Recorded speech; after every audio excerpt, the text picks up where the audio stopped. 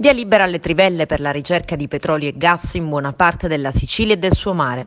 Nonostante piani ambientali, siti UNESCO, mappe del rischio sismico, parchi e riserve. Il paradosso è che a dare il via libera alle performazioni sia stato proprio il Ministero della Transizione Ecologica, mettendolo nero su bianco sul piano per la transizione energetica sostenibile delle aree idonee, approvato poco più di un mese fa. Un documento che pone precisi vincoli sui quali aree dell'Italia possano essere interessate da ricerche e sfruttamento di giacimenti di petrolio e gas naturale.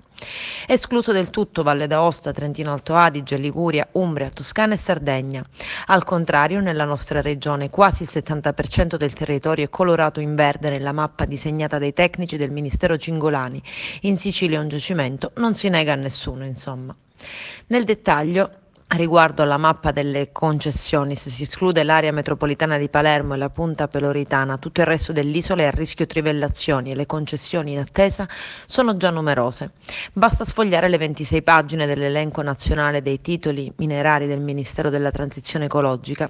Si trovano 9 istanze di permesso di ricerca, 2 istanze di concessione, 6 permessi di ricerca che interessano 2.794 km² di territorio, 13 concessioni di coltivazione per 567 km². E poi il mare con le zone indicate dalle lettere C e G nel canale di Sicilia, dove insistono 4 istanze di permesso di ricerca, 4 permessi di ricerca e 4 concessioni di coltivazione offshore. Contro il piano del Ministero della Transizione Ecologica, la Regione ha inviato un corposo dossier di 46 pagine della Commissione Tecnica Specialistica dell'Assessorato Territorio e Ambiente guidata da Aurelio Angelini.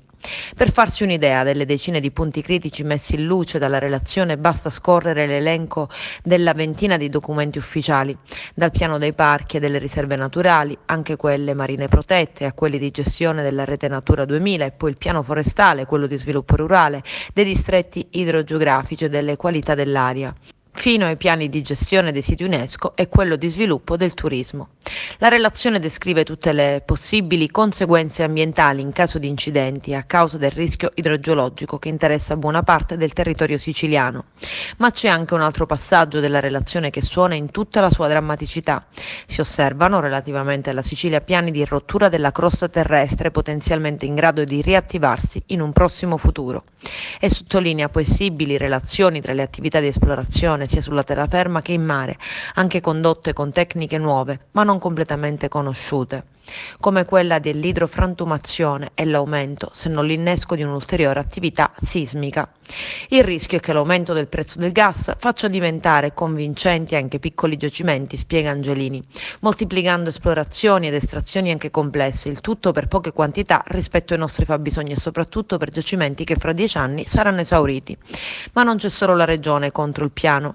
Pochi giorni fa 24 comuni, fra i quali Noto, hanno impugnato il piano di fronte al TAR del Lazio chiedendone l'annullamento.